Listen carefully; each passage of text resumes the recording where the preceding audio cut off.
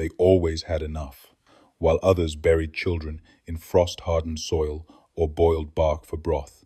The Wexleys served lamb with rosemary and sweet corn pudding. 12 children, pale and polite, sat around a long cedar table, always 12, never more, never less.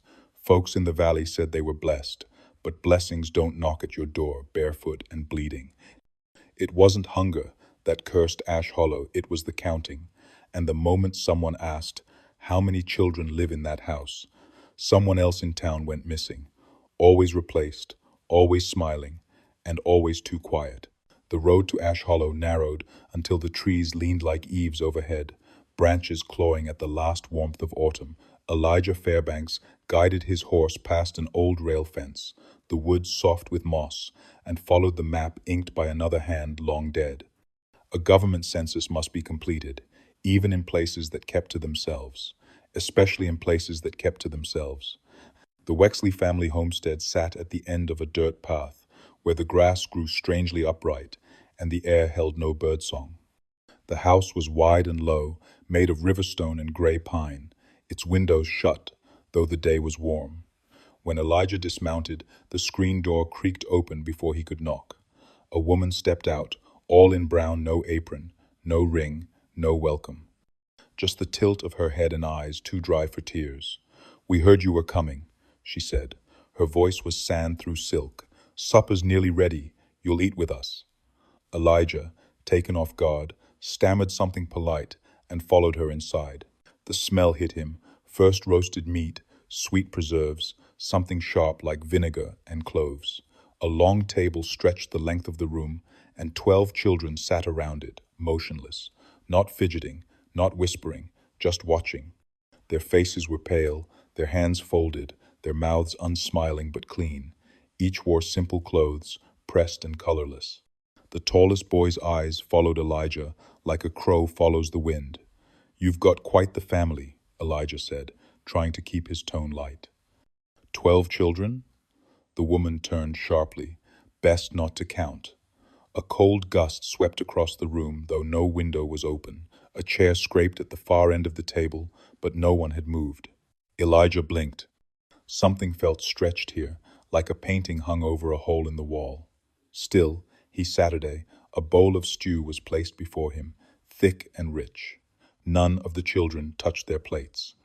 They only stared, eyes flickering to the doorway, the ledger in his coat pocket, and the pen tucked near his chest. Elijah hadn't written anything down yet. Maybe that's why the silence still held. Maybe that's why, just for now, the number hadn't changed. The Wexleys' table was old but polished, carved from a single cedar trunk with deep grooves that hinted at years of elbows, bowls, and the weight of too many silent meals. Elijah took his first bite out of obligation, then another out of curiosity. The stew was tender, seasoned like something cooked slow over hickory smoke, with hints of onion and sweet root vegetables. It tasted like home, which made the silence feel louder. The children remained perfectly still, except for their eyes, which flicked to one another in small, unreadable glances. Elijah tried a warm smile at the smallest girl beside him, but she only blinked once, then lowered her gaze to her untouched spoon. "They don't eat when there's company," the mother said, though Elijah hadn't asked. "Best to let them watch. They're well fed." Her voice made the hairs on his arms rise, not from anything she said, but from the way she said it, like a line repeated too often, with just enough emotion to sound human. From the back of the house came a thud. Not loud, but heavy, like something being dragged across floorboards. Elijah looked up. "One of the older boys," she said quickly. "They get restless when there's company." A long hallway led deeper into the home, lined with frames that held nothing but pressed fabric lace, burlap, a child's bonnet. Elijah noticed no sound came from that part of the house. No wind, no movement, no echo. The air in the room had thickened, as if soaked in old smoke and expectation. 12, is it?" Elijah asked again, gently. "Children, I mean." The mother did not answer. Instead, she began clearing the table, though no one had eaten except Elijah. As she gathered the bowls, the children rose as one, a fluid, practiced motion, every chair scraping at the same time. They moved not toward the back of the house, but toward the cellar door near the stove. One by one, they descended, each pausing on the top step to glance back at Elijah. Their eyes were not hateful, not curious, just hollow. By the time the last child had vanished into the dark, the room felt colder. "They sleep down there?" Elijah asked. "They rest," the mother said. "Sleep don't always come easy to children who've been kept." Her words stumbled at the end. Elijah opened his ledger but didn't write. Something about the number nagged at him. He had counted 12 chairs, 12 bowls, but he could swear there were 13 sets of eyes at the table when he arrived. He looked down at the stew, suddenly unsure of the meat. The taste still lingered, sweet and rich. He closed the ledger, untouched. Some numbers, he thought, should stay uncounted. That night, Elijah stayed at the parsonage 2 miles west of Ash Hollow, in a guest room that smelled of dust, hymnals, and dried lilac. He sat with the census ledger open on his lap, the lamplight flickering as if it too were nervous. 12 names, or what he thought were names, hovered in the back of his mind. He hadn't asked them directly. The children never spoke, but the image of their faces, pale and still as porcelain, replayed in his thoughts like a hymn without melody. He sketched a crude map of the table, writing down the placement of each child by order of memory, left to right. But somewhere in the middle, he hesitated. He counted again. From the girl with the ribboned collar to the boy with the cracked fingernail, he had seen 12. He was certain of it, and yet something in his gut twisted. At supper, he'd looked across the table at a face he now couldn't place. Not the oldest, not the youngest. A child with no feature he could name except a smile that flickered for just a moment, then vanished. A child who never touched their spoon. The next morning, Elijah returned to the Wexley house to finish the record. Mrs. Wexley met him at the door with a slight nod and no invitation. "They're out walking," she said, motioning vaguely to the woods. "Helps their humors, keeps them from wandering too far in the night." Elijah asked if he could take down the names, ages, maybe dates of birth. She stared at him a long moment, then stepped aside. "You may ask," she said. "But they don't answer, and they don't lie." The parlor was quiet, empty of children. On the mantel sat a row of shoes, all different sizes, lined up with strange precision, left foot only. Elijah flipped open his ledger. "I'll just verify what I saw yesterday," he murmured. 12 children, correct?" She said nothing. Instead, she handed him a folded piece of paper. Inside was a list, written in careful script. 12 names, but every name was a variation of the same two: Samuel and Anne. Samuel A., Samuel B., Little Anne, Elder Anne, Anne with ribbon, Sam of Spring, Quiet Sam, Anne again. Elijah's mouth dried. "I'm sorry, is this a joke?" he asked. These aren't proper names. They are what we were given," she said softly. "We do not add, we do not subtract. The number stays the same. That is the rule." Elijah stared at the list, then at the line of single shoes. For a second, just a second, he thought he saw movement near the cellar door, a hand retreating, soft and white. He tucked the paper into the ledger without writing a word. Later, when he left the house and turned back from the edge of the path, he saw them standing in the window, 12 children, no, 13, all watching, all waiting. The sky was low with mist when Elijah rode back toward town, the hooves of his horse muffled in the damp leaves. The Wexley homestead receded behind the trees, like something imagined too still to be real. But the eyes stayed with him, all 12, or 13. He had stopped trying to settle on a number. That night, sleep came late. He kept the lantern burning low, the census ledger closed beneath his pillow like a charm against something unnamed. Sometime near dawn, the sound came soft, wet, and steady, a slapping rhythm on the road outside, like bare feet on cold earth. Elijah rose, pulse loud in his throat, and looked out the parsonage window.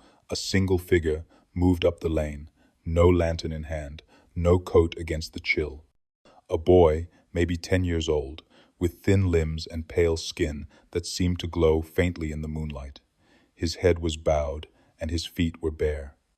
Each step left a small print behind, and where his heels lifted, dark patches shimmered on the dirt. Elijah squinted. Not water, not mud. Blood.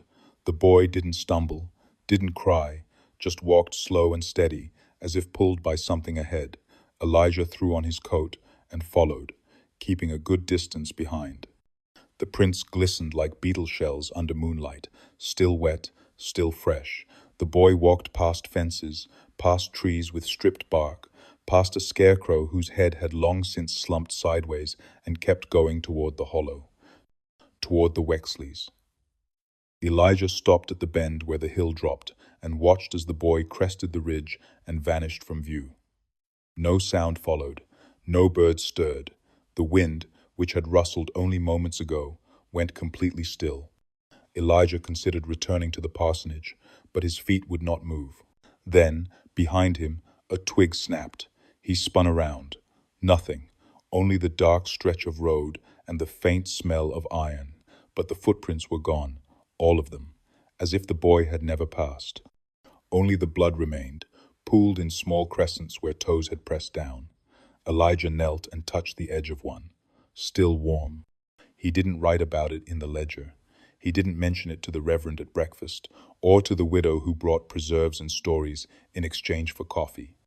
But that night, when he washed his hands before bed, he noticed something under his fingernail, a sliver of skin, thin and pale as paper. Not his, not cut from wood, and when he opened his coat to hang it, a smear of fresh blood ran down the lining, though he had not bled. The footprints were gone, but something had followed him back, something that didn't like being counted. Elijah rose early the next morning with a need to confirm something real, something official. The Wexley children, strange as they were, must have left a mark in public record.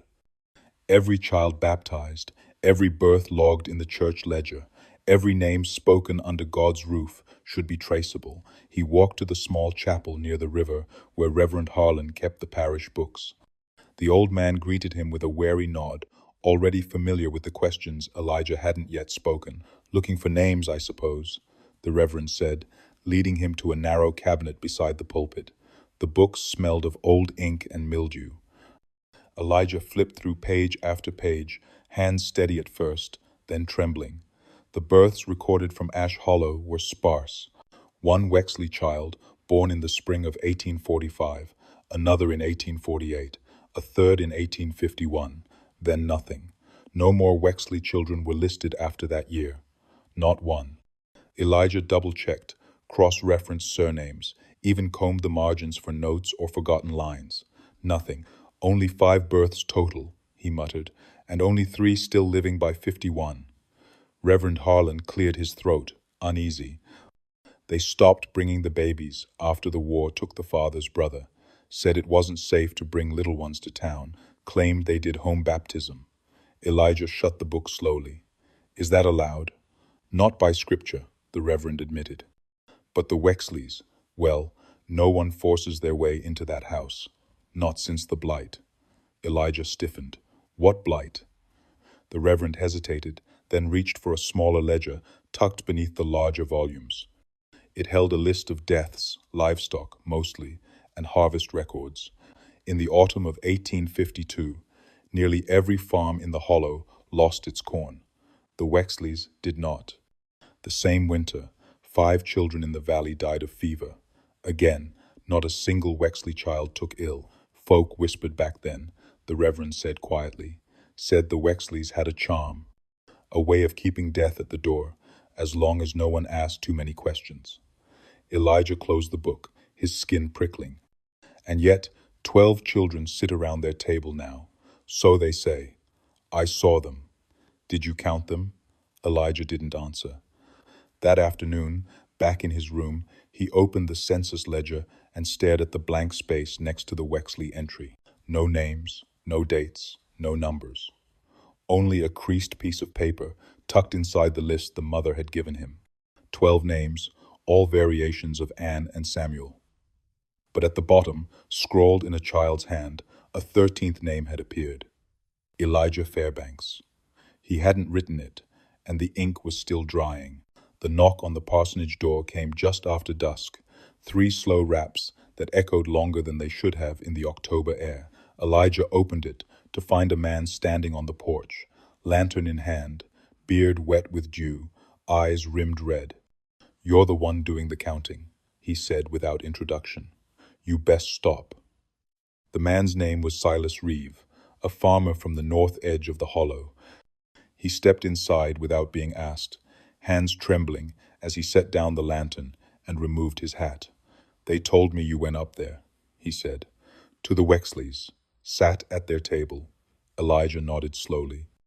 "I'm a government recorder. I'm meant to log every family in the region. They have children." "Don't say the number," Silas snapped. His voice cracked like a whip in the quiet room. Elijah blinked. "Excuse me?" "Don't say it aloud. Not in here. Not anywhere. That's how they keep it." Elijah leaned forward. "Keep what?" Silas's eyes darted to the corners of the room, as if afraid of being overheard. "We tried to warn the last one. The other census man, back in 52. He counted them, said the number, wrote it in ink." He paused, swallowing hard. The next morning, his horse came back without him. Saddle torn, blood frozen on the stirrup. Elijah said nothing. Silas leaned in, voice lower now. "They need it to stay the same. That's the deal. The old deal. As long as nobody writes down the number, nobody speaks it, they get to keep what's theirs. But every time someone counts, something has to shift." "Shift how?" Elijah asked, though he wasn't sure he wanted the answer.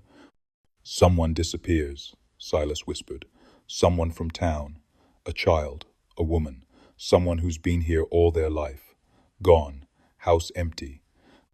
No signs of struggle, like they never existed. And when you go back up to the Wexleys," his voice broke, "there's a new child, same number, different face." Elijah felt his stomach knot. "Are you saying they take them?" "No," Silas said, and there was something darker in his voice now. "I'm saying they become them, that the house makes them fit."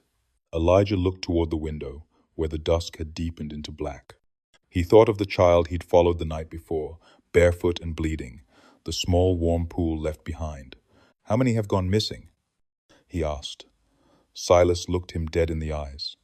"You're the 6th counter. I've buried 4. 1 just vanished. And if I were you, I'd stop asking questions and burn whatever you've written." He turned and left without another word, the lantern bobbing in the dark like an eye. Elijah didn't sleep that night, not because of what Silas said, but because when he woke from a half-dream just before dawn, he was whispering a name he didn't remember learning, Quiet Anne, and he was smiling. Martha Dell had lived alone since her husband's drowning in the mill pond 7 winters prior. A widow known for her rhubarb jam and her sharp tongue, she was the kind of woman who never forgot a face and never let you forget your debts.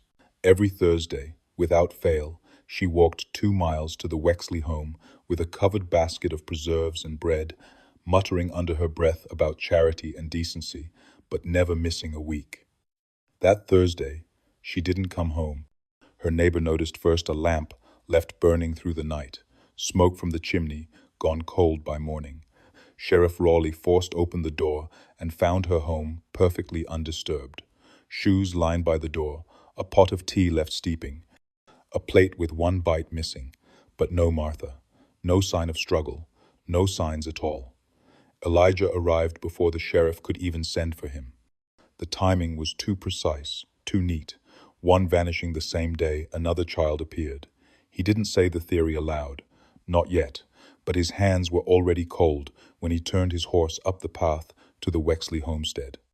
The house looked unchanged, but something about the air felt denser, as if it had thickened just enough to slow your breath without your noticing. The mother opened the door before he knocked. Her eyes were calm, but her smile was not. "We're baking today," she said. "The little ones like sweetness when the weather turns." Elijah followed her in. The kitchen was warm with the scent of cinnamon and molasses. The table was set for 12, as always, and 11 children sat in their places, hands folded, One girl stood apart from the others, standing near the hearth, holding a spoon too big for her hand. Her hair was gray-blonde. Her eyes were sharp. She looked directly at Elijah. "She's new," he said softly. The mother didn't answer. "She wasn't here before." Still no answer. "What's her name?" The woman stirred the batter without looking up. "Anne." Elijah stepped closer. The girl didn't flinch. Her dress was clean, her nails short. But on her left hand, he noticed a faint red mark, a ring of skin rubbed raw, as if a wedding band had once sat there. She was no child, not in the way a child should be. "That's not Anne," Elijah whispered. "That's Martha." The girl blinked slowly. Then she smiled, tight, crooked, and far too knowing. The same way Martha used to smile when she caught you lying. Elijah backed away. None of the other children had moved. "You need to leave now," the mother said gently, "before the pie cools, before they ask you to stay." Elijah turned and left without a word, the wind behind him colder than the season allowed. Back in town, no one remembered Martha Dell. Not her preserves, not her laugh, not her name, only Elijah, and the child with her eyes, who now sat in Martha's place. It rained the next morning, a slow, drizzling kind that made the leaves hiss and the world feel waterlogged and dull. Elijah sat beneath the chapel eave, watching the mist curl around the gravestones while his hands trembled over the census ledger. He hadn't written a word since the 13th name appeared in his book, not a stroke, and still the name seemed to shift when he wasn't looking. He stared hard at the list now. Samuel A., Samuel B., Anne with ribbon, Elder Anne, Sam of Spring, Little Anne. He counted again, 12 names. But one boy's name appeared twice, Samuel C., listed at both the 4th and the 8th slot. It made no sense. That afternoon, Elijah returned to the Wexley house with a different plan. If they wouldn't speak to him, perhaps they would to each other.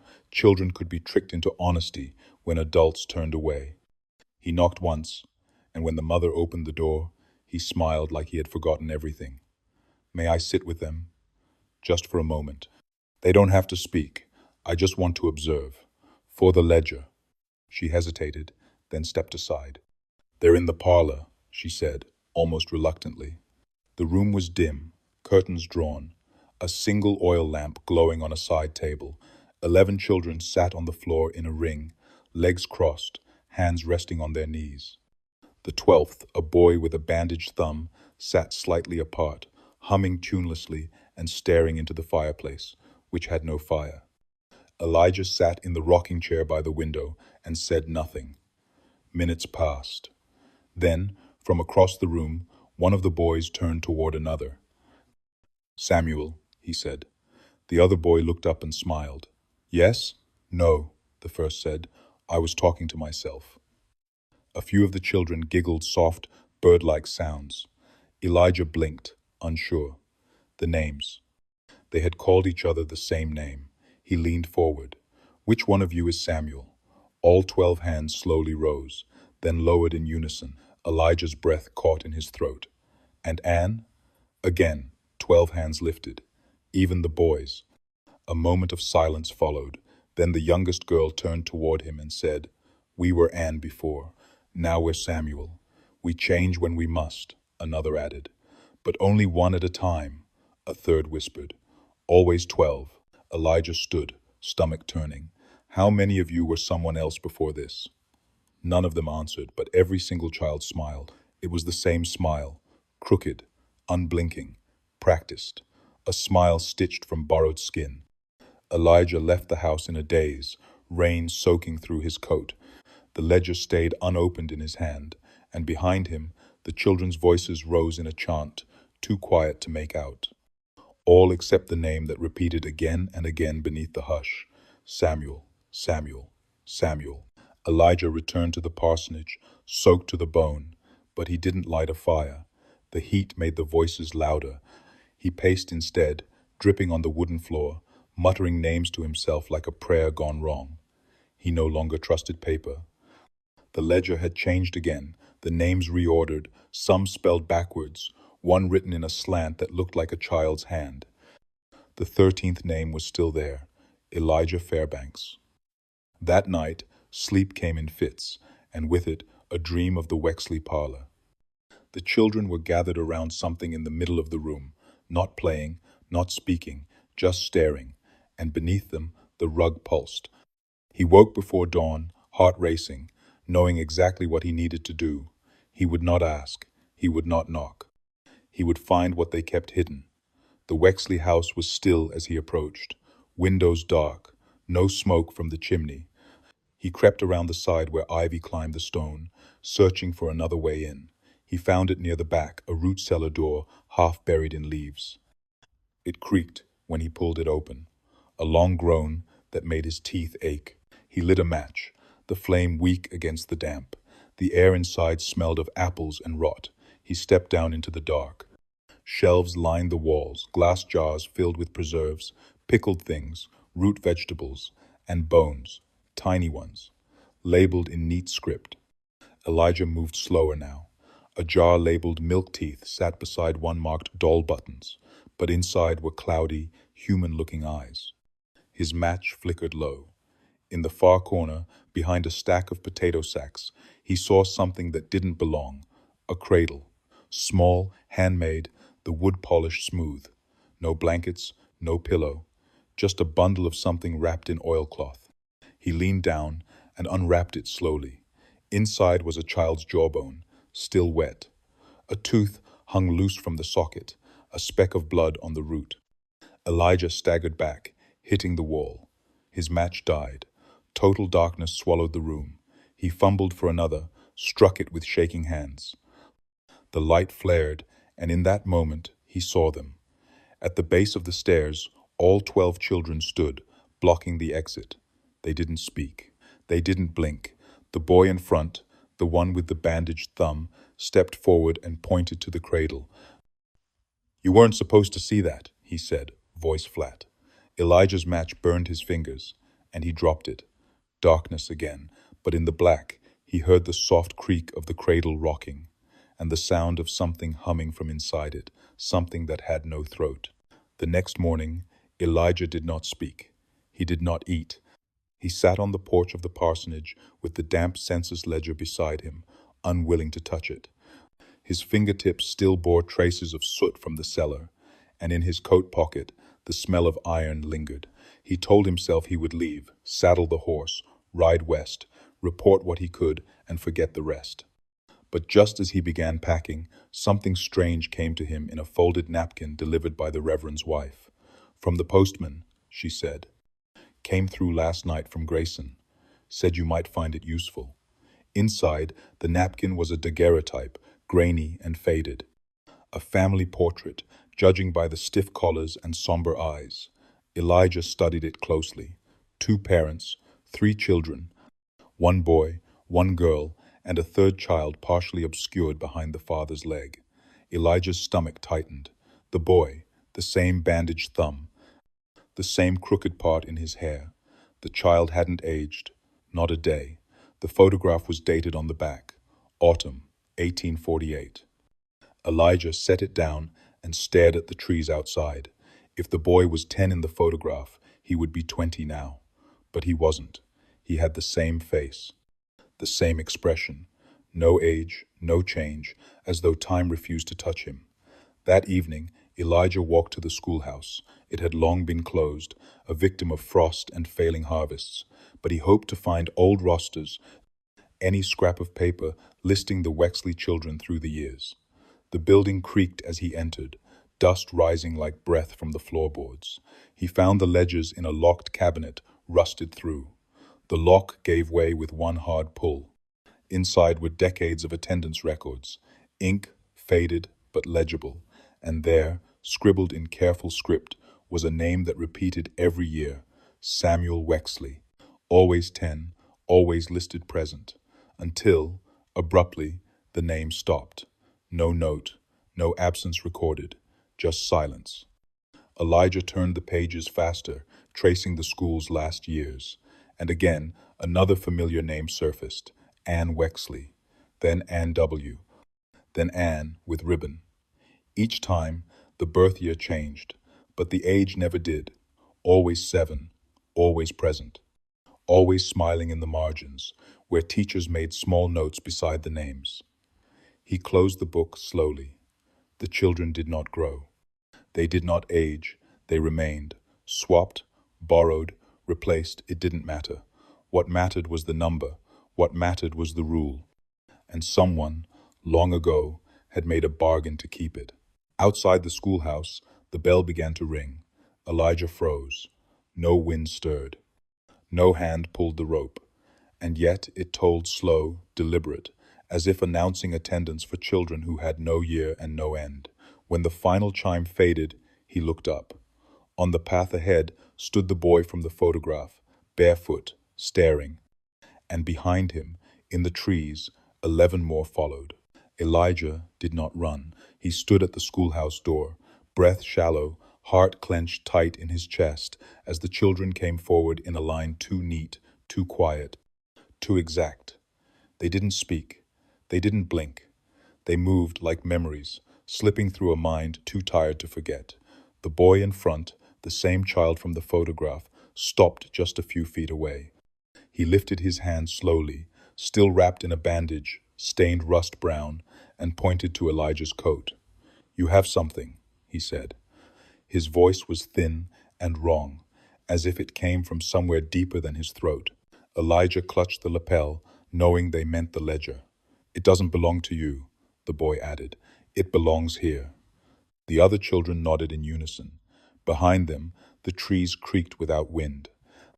Elijah backed into the schoolhouse, heart pounding, the bell still swaying above in silence now. The children didn't follow. They only stood, watching, as if waiting for him to make the wrong move. He turned and bolted out the back, cutting through the woods until the trees blurred and brambles clawed his sleeves. He didn't stop until the parsonage came into view, and even then, he didn't rest. He went straight to the attic. There, beneath dust-covered quilts and a forgotten cradle, he found what he was searching for, the Reverend's old inspection books, hidden away after he had lost his daughter. Elijah pulled them into the light and opened the top volume. Inside were records not meant to be seen, illnesses, accidents, complaints buried before they could become rumors. One entry caught his eye. Autumn, 1856. A young girl from Mill Creek, name redacted in ink, was reported missing. The only trace left behind was a small tooth found on her windowsill and a piece of red thread wrapped around the front doorknob. The same week, a new child was seen at the Wexley home, Anne with ribbon. Elijah's mouth went dry. He turned another page. Spring, 1857. A boy from the chapel choir vanished after walking home alone. His songbook was found buried beneath stones near the Wexley fence. That week, Sam of Spring appeared in the town's whispers. He closed the book, bile rising in his throat. This wasn't survival. This was a system, a cycle, a harvest. He stood and moved to the window. On the parsonage porch, something small had been placed in the center of the welcome mat. A bowl, neatly wrapped in linen. Inside, dried apples, curled and sweet-smelling, and beneath them, a tiny bundle of white. Elijah opened the cloth and found 6 small milk teeth, each one warm to the touch. On the bowl's edge, a single word carved with something sharp. Yours. That night, Elijah sat with the bowl untouched beside the hearth, the linen folded neatly, as if any sudden movement might wake what rested inside. He did not sleep. He couldn't. The fire hissed low, casting long shadows that seemed to bend unnaturally toward the corners of the room. At some point past midnight, he heard them. Light footsteps above, a soft dragging sound, like something being pulled across the attic floor. Then silence, then laughter, not loud, not joyful, just breathy, practiced giggles from mouths that had never earned them. He stood, hand trembling, and climbed the stairs barefoot, each board creaking in warning. When he reached the top, he found the attic door ajar. The air inside was warm, almost wet, and the oil lamp barely held a flame. The children were sitting in a circle, all 12 or 13. He could no longer tell. They turned their heads in perfect unison to look at him, eyes reflecting nothing, faces too still. "We're playing a game," one of the girls said. Her teeth were too small for her mouth. "The smiling game," another added, lips stretched wide. "You smile and smile," said a third, "until someone stops." Elijah tried to speak, but his throat was dry, tongue heavy. The children continued to smile, no blinking, no twitching, no air drawn in. Their mouths stayed parted in that eerie expression, as if stitched in place. He couldn't move. His legs betrayed him, locking beneath him, as if the floor had grown teeth. "It's not your turn yet," whispered the boy with the bandaged hand, "but it will be." One of the children, a girl with a slight limp, began to tremble. Her smile flickered, just barely. The others stared at her. No one moved, no one spoke. Slowly, her smile broke. The lips curled down, the eyes blinked, and in an instant, she was gone. Not in a puff or a scream, just gone. Elijah staggered back, nearly tripping on a loose floorboard. Where the girl had sat was now a dark stain on the old wood, shaped like two open hands pressed flat. The children didn't react. They just turned to face each other again and smiled. A boy reached forward and pointed to the empty spot. "New turn," he said. "New name." Then they began to chant soft, in rhythm, like a lullaby sung through glass. "Anne again, Anne again, Anne again. Begin." Elijah fled. Down the stairs, through the kitchen, into the yard where the grass had grown too tall overnight. When he looked back, the attic window glowed faintly, and 12 silhouettes still sat in a circle. Only now there was room for one more. And the game was waiting. The church bell rang without cause the next morning.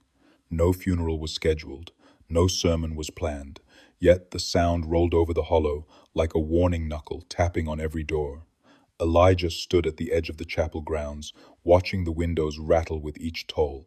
The townspeople gathered slowly, wary, whispering, glancing at the hills where the Wexley home sat veiled in mist.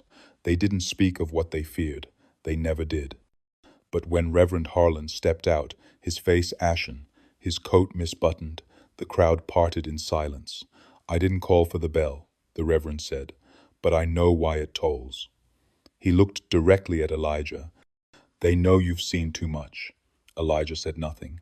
He'd barely spoken since the attic, since the girl with the limp had vanished, since the teeth in the bowl had warmed his palm like living stones.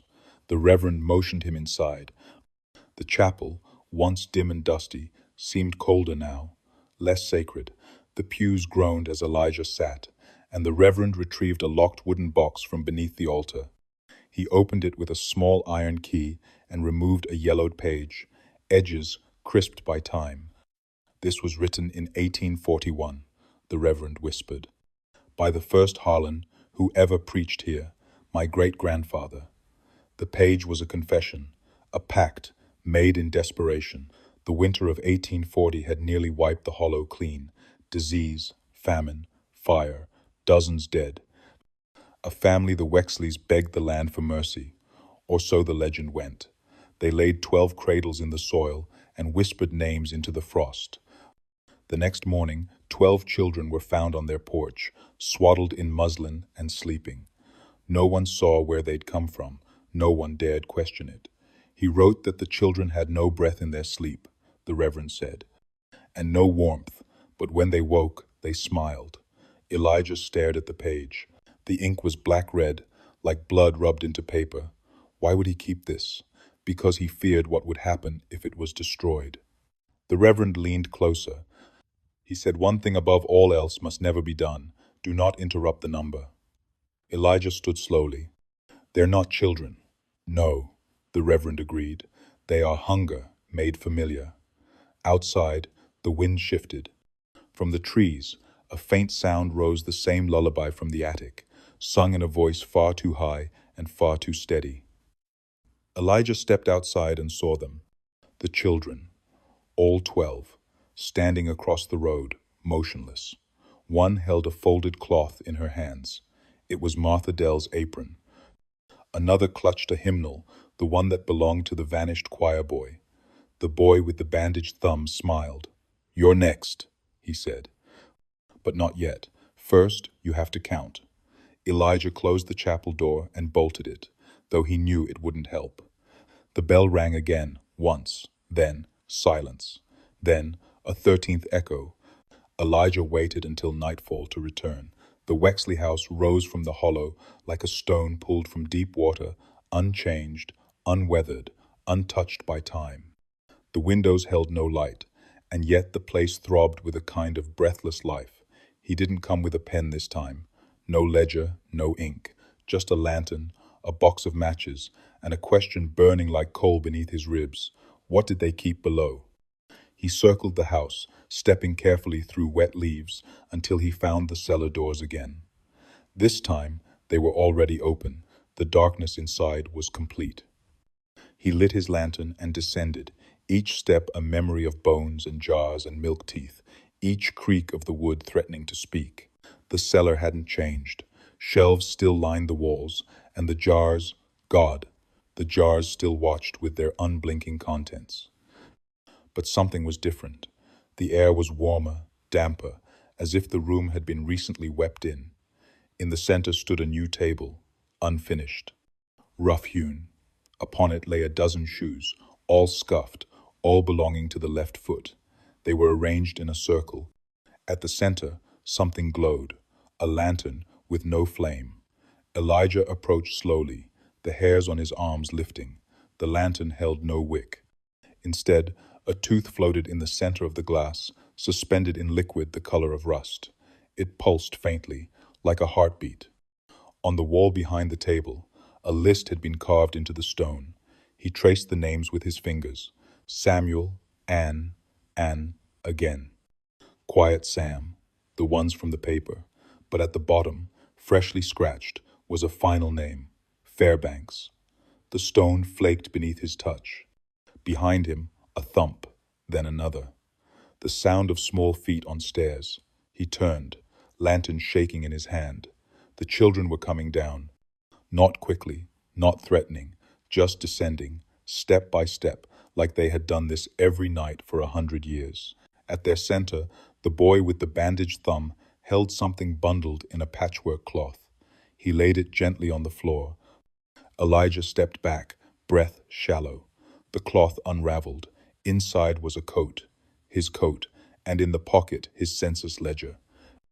But now every page had been filled, not in his hand, not in any hand he recognized, and every entry was wrong. The dates stretched back decades. The names were not names at all, just variations of Anne and Samuel, again and again.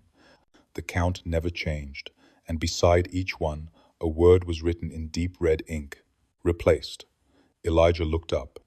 The children were smiling. The lantern behind him pulsed once more, and then, without a sound, it went out. Elijah woke to the sound of cutlery, faint, delicate, the gentle clink of spoons against bowls and knives, tapping bone. He opened his eyes slowly and found himself seated at the long cedar table, his wrists resting on linen, his hands clean, though he had no memory of washing them. The room was warm with the scent of bread, smoke, and something sweeter beneath, like sugared blood. Around the table sat the children, all 12, all silent, all watching him.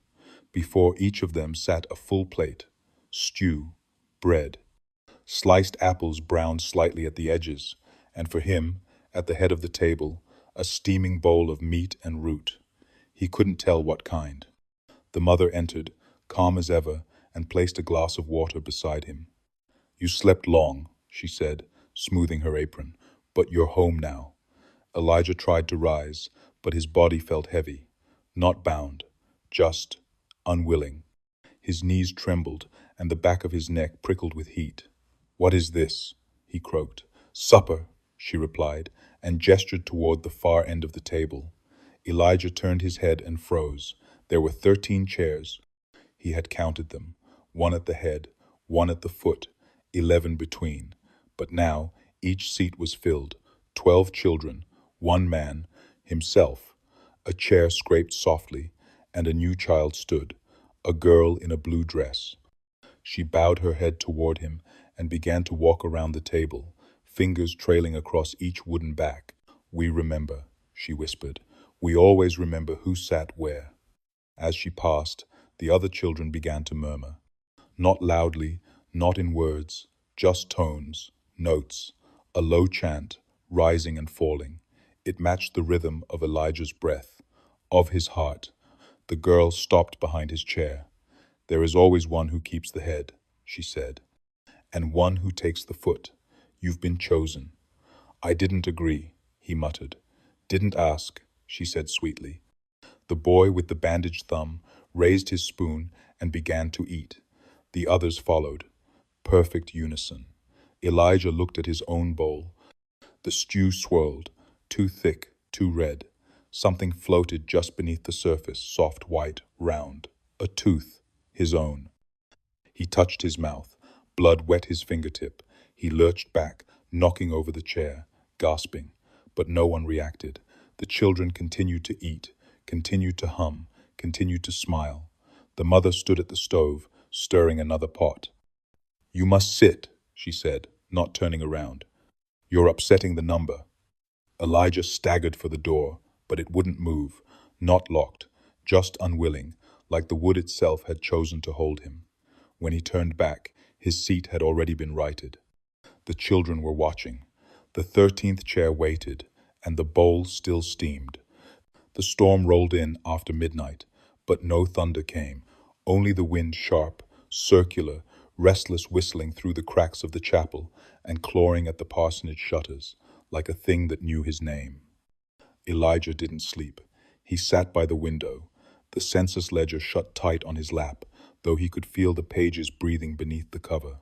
The ink inside had begun to rise, bleeding through the paper as if the names themselves were trying to escape. He could still taste the stew, metallic. Wrong. He hadn't swallowed it, but somehow the flavor lingered in his teeth, as if something had been passed to him without his consent. Outside, the road disappeared beneath mist. The trees creaked like rib bones, and from the far edge of the field, a soft knocking began. Not at the door, not on the wall, on the glass. Elijah turned. A child's face stared back at him, pale, expressionless, fog pressing against the window pane, mouth just barely open, not smiling, just watching. A single hand rose and pressed against the glass, leaving a print too small to be his own. Then another face appeared beside it, and another, 12 in all, or perhaps 13. He lost count when the knocking started again, this time in unison, slow, deliberate, like an invitation spoken in code. He stepped back, the ledger falling from his lap, pages fluttering open of their own accord. The ink had shifted again. New names, and yet, again, Samuel of Bone, the one who asked. The 13th name was still his. But now it had changed shape, no longer just Fairbanks, but Fairbanks, who counted. He snatched it up and ran. Out the back, across the yard, into the woods where the fog thickened and the path no longer followed logic. Trees grew where they hadn't before. Stones shifted underfoot, and always, behind him, the soft rustle of barefoot steps. He turned once, just once, and saw them. The children were not chasing him. They were simply following. No urgency, no anger, just a calm certainty, like pages in a book you could not skip. Each child wore a different face, but the same eyes. His eyes. He fled deeper into the woods until he reached the old well. It had been dry for years, lined in crumbling stone.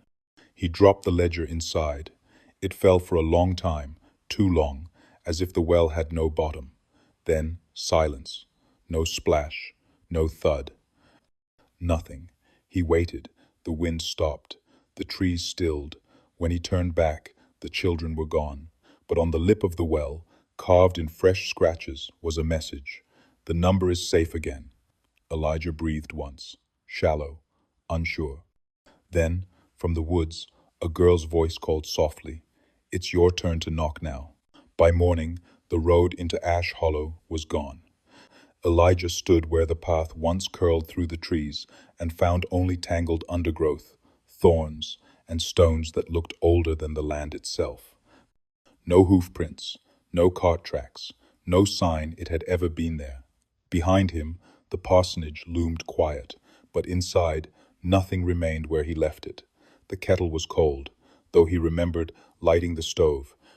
The census ledger, the one he'd dropped into the well, now sat, neatly folded on the table. Its leather cover was dry, its pages unburned, and the ink inside had changed again. 12 entries, neatly written in a hand that wasn't his.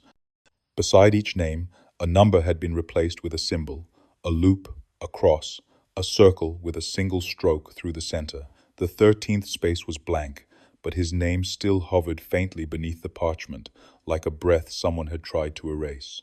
Elijah didn't touch it. He walked back into town, hoping to speak to anyone, the reverend, the postman, even old Silas Reeve. But the town had shifted. Doors were closed, curtains drawn. People moved slower, if they moved at all. When he entered the general store, the shopkeeper blinked at him like he was a ghost. "Fairbanks, is it?" she asked. "Didn't expect to see you still around." "Still around?" he repeated. "I've only been here a week." She tilted her head. "You came through last spring, didn't you? With the book and the government seal."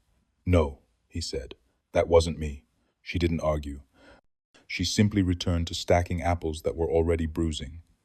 Elijah stepped out into the street, his chest tightening. Across the way, a child stood barefoot in front of the schoolhouse, a girl in a white dress, too thin for autumn. She looked at him, then pointed to the bell. It began to ring, one note, then another, slow, hollow. Each chime hit his bones like a hammer. People stopped walking, eyes turned, but no one ran. No one asked why the bell moved, though. No hand pulled the rope. Elijah walked toward it, one step, then another, until the chime stopped, and from the open schoolhouse door came the children, 12 of them, smiling. But it wasn't the smiles that broke him. It was the way they moved as one, as if stitched together by something ancient and invisible. They passed him in silence, taking their places across the road beneath the chapel eaves. One by one, Saturday, the wind died. A crow landed on the well's rim and cawed once, sharp and final. Elijah turned in a slow circle. Every window in town now watched him. Behind every pane, a face, and none of them were surprised. The number had not changed, and somehow that was worse than anything else. Elijah wandered the town like a man sleepwalking through his own obituary. No one stopped him, no one asked questions. The baker's wife gave him bread he didn't request. A farmer nodded once, as though recognizing a man already buried. The children were gone, vanished, after they'd taken their places by the chapel wall. No one spoke of them. No one admitted they'd seen them.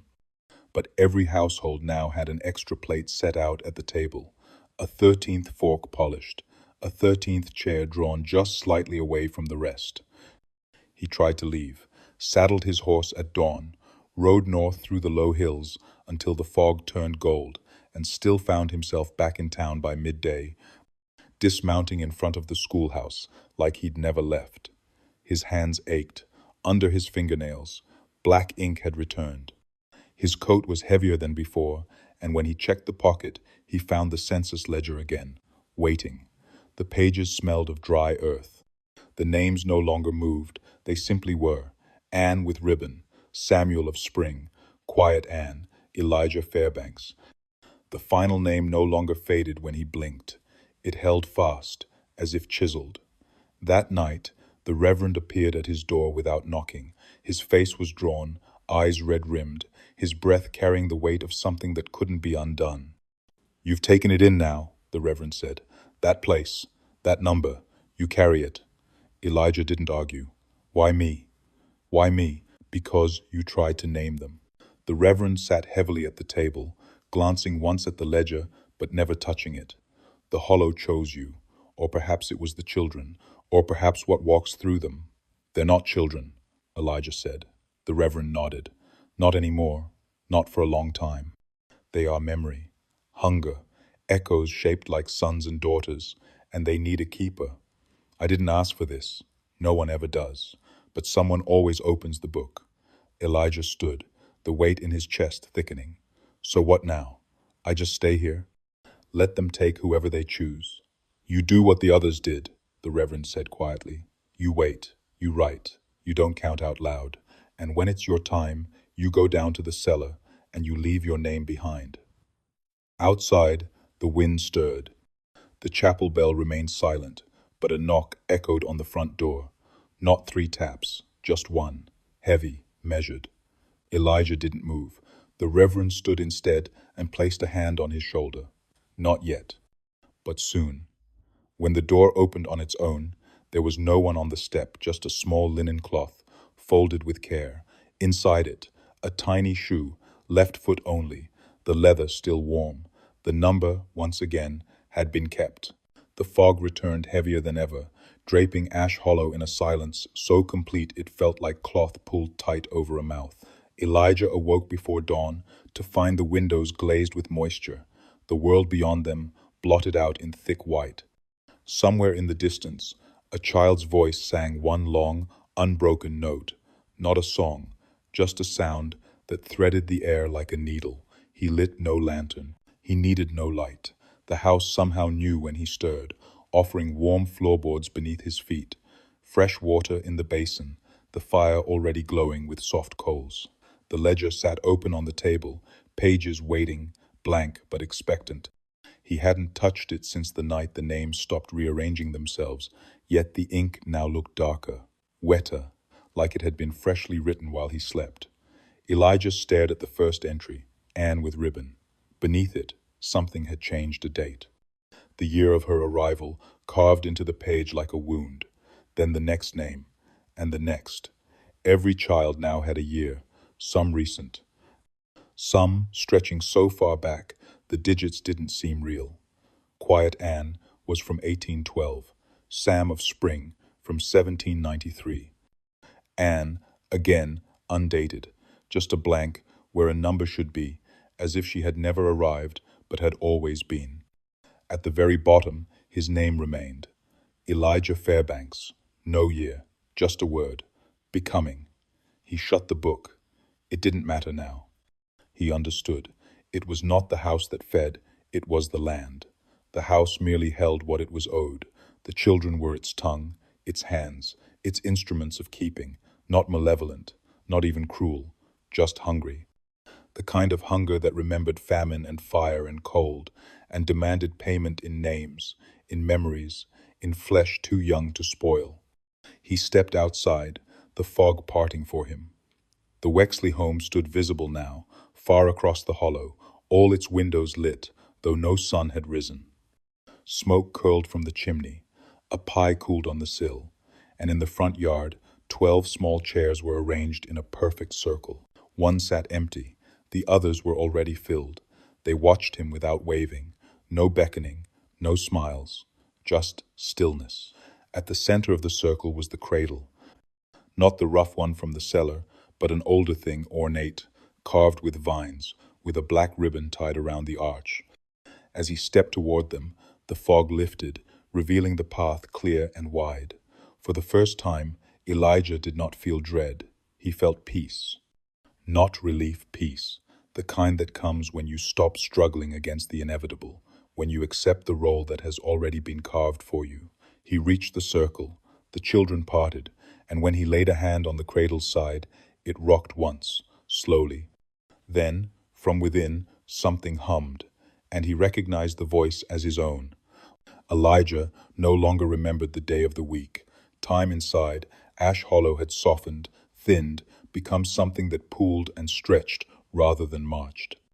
Each morning, he awoke before the sun, already dressed, though he could not recall lifting a hand to button his shirt. The ledger sat waiting on the table, always open to the page that bore his name. Each day, something new had been added, not by his own hand, but in ink he could smell, dark and metallic. Fairbanks, who counted. It read now. Fairbanks, who stayed. He tried to write once to cross his name out, to add something of his own, but the pen would not move.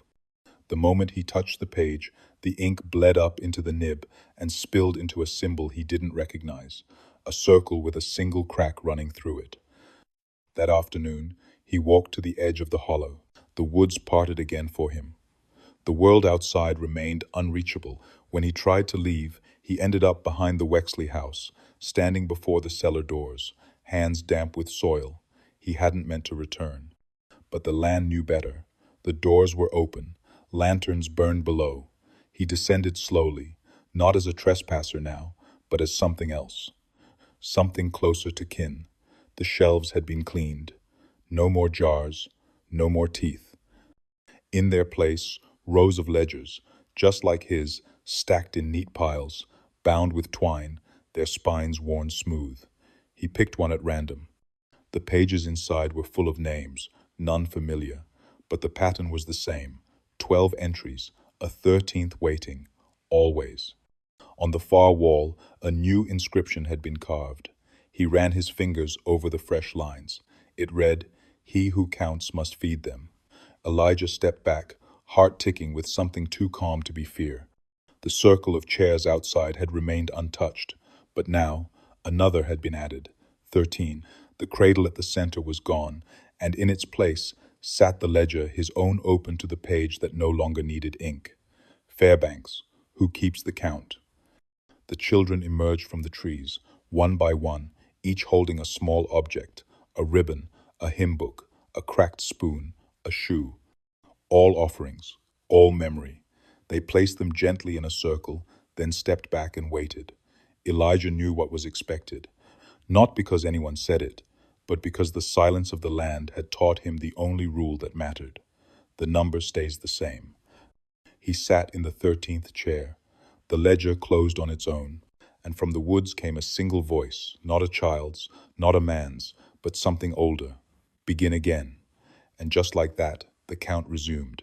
The rain came soft at first, like breath against glass, then harder, until the roof of the Wexley house groaned beneath its weight.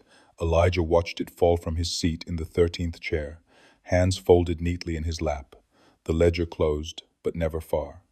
The children sat beside him, 12, always 12, each still as stone, each watching the rain without blinking. None spoke, none moved.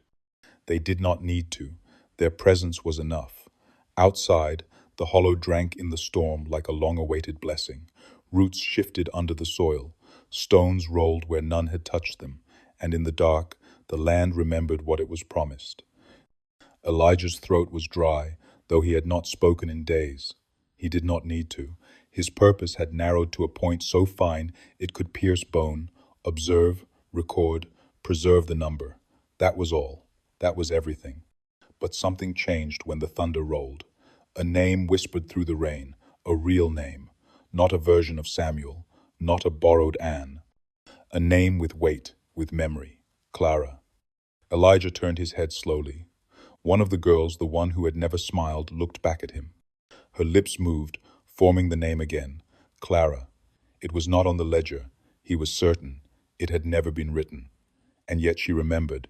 Elijah stood, slow and stiff, and walked to the cradle where the ledger had once lain. It was empty now, just a hollow arc of wood, soft with time, draped in a thin cloth. But beneath that cloth was something new, a piece of paper, torn at the edges. He unfolded it carefully. On it, written in a sharp, angular hand, were 13 names. 12 were familiar. The 13th was not his. It was Clara Wexley. He read it again, then again. It was not possible. And yet, as he turned, the children had already risen. Each of them now held something of hers, a ribbon, a shoe, a lock of hair in a glass vial. The girl who had spoken stepped forward and placed a hand on Elijah's chest. She remembered too much, she said. She broke the circle. What happened to her? Elijah whispered. She left, the girl answered. And someone followed her out. The thunder rolled again, deeper this time, shaking the chairs. The cloth from the cradle lifted slightly, though no wind blew. Beneath it now lay a mirror, not whole, cracked through the center. Elijah looked down and saw not himself, but Clara, eyes wide, mouth open, as if still mid-scream. She didn't forget, the girl said. She tried to warn them. And did she? Elijah asked. The girl only stepped back and said, "You tell us." The rain softened, the cradle stilled, and the 13th name burned through the paper like it had never been gone. The trees had begun to lean, not all at once, not enough to fall, but just enough to feel wrong, like the world itself was tipping toward the Wexley house. Elijah sat in the parlor, the ledger unopened in his lap, watching the candlelight flicker without flame. The children sat in their usual places, unmoving. 12 of them, though he dared not count aloud any more. Not after Clara. Her name still haunted the page, burned there in a warped script that didn't match his own, yet moved like it remembered how his hand once trembled. She had not been replaced. That much was certain. She had been erased. And yet, pieces of her lingered. The mirror from the cradle now stood propped against the fireplace, cracked through the middle, and every now and then Elijah caught the shimmer of movement inside it, not reflection, but memory. A little girl in a pale blue dress, a voice like frost, a hand reaching towards something that was never meant to be named. He had tried to write about her in the ledger again, to remember her properly, but the ink dissolved into the page, swallowed like a lie. Each time he pressed harder, the page grew wet, until water stained the corners and bled into the other names. The house did not want her back. But Elijah did, and that alone made him dangerous. That night, as the others slept, if sleep was even the right word, Elijah rose from the 13th chair and crossed into the cellar one last time. The shelves had returned. The jars were full again. A fresh row of teeth, eyes, and things without names rested beside bundles of baby shoes, all marked with symbols instead of letters. But at the far end of the cellar, beneath the low beam that made him duck his head, there was something new. A door. He had never seen it before. Small, round, wood swollen with damp. A single iron latch holding it shut. On the door, painted in the same red ink that marked the children's names, was a single word. Listened. Elijah opened it. Behind the door was no room, no tunnel, just a wall of mirrors, broken, mismatched, fogged with breath. In each one, a different child stared back, all familiar, all wrong, some with mouths too wide, others without eyes, all smiling, all waiting. But in the smallest mirror, cracked at the corner, he saw Clara. She did not smile. She pressed her hand against the glass from the other side, lips moving, but no sound came. Elijah reached out and placed his hand over hers. The mirror went cold, then warm, then vanished. Behind him, the door creaked shut, the latch clicked, and upstairs, the children began to hum a tune he'd never heard before, one Clara must have taught them. Morning never came. The sky above Ash Hollow remained the same shade of bruised gray, neither night nor day, as if the sun had decided it no longer wished to rise over that place. Elijah stood alone in the parlor, the ledger balanced in one hand, open now to the final page. The ink had settled, the names no longer shifted. 12 entries, each etched deep, unchangeable. And beneath them, a 13th space, blank, but pulsing faintly, like skin over something buried. The children waited at the long cedar table. They had dressed themselves for the occasion, collars buttoned, ribbons tied, hair neatly parted down the middle. They did not fidget, they did not blink. In front of each of them sat a bowl, a spoon, and a single item, a cracked tooth, a folded scrap of cloth, a shard of mirror. These were not offerings anymore, they were anchors. Elijah moved toward the 13th chair, each step slower than the last. He was no longer certain whose footsteps he followed, his own, or someone else's who had walked this path long before him. The cradle had been brought back, positioned at the head of the table, empty, waiting. He placed the ledger inside it, spine down, pages open to the windless air. The house creaked in approval. One by one, the children began to recite the names, not loudly, not in chorus, but like a ritual whispered into a well, their voices layered, overlapping, eternal. Anne with ribbon, Sam of spring, quiet Anne. Elder Samuel, Anne again. On and on, until the 12th name passed through their lips like a ghost going home. Then silence. All eyes turned to Elijah. He looked down at the blank 13th space, then raised his head and asked, softly, "What happens when there's no one left to count?" A pause. Then the boy with the bandaged thumb smiled, not cruelly, not kindly, just truthfully. "The house remembers," he said. "The land listens." "And if I leave?" Elijah asked. "You won't," said the girl who once held Clara's voice. "Not because you can't, but because you know better now." Elijah sat in the 13th chair. The cradle rocked gently. The wind picked up outside, moving the fog like a curtain being drawn shut. The walls sighed. The ledger's final page turned. And there, without his hand, his name appeared. Elijah Fairbanks, keeper of the count. Beneath it, in smaller script, one last note. "Do not open the door if they are already inside." He closed the book. The children smiled. Somewhere in the trees, something ancient exhaled. The number was complete. The balance held. And Ash Hollow, for now, would not go hungry. Comment the oldest town in your country. And if you want more stories that whisper long after the screen goes dark, like and subscribe to The Black Chapter.